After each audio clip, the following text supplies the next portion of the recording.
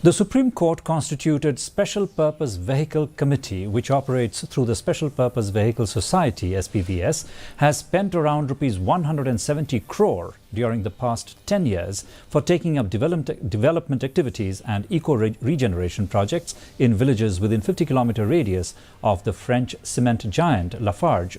Umiam Mining Private Limited (LUMPL) mining area at Nongtrai Shela village in East Khasi Hills.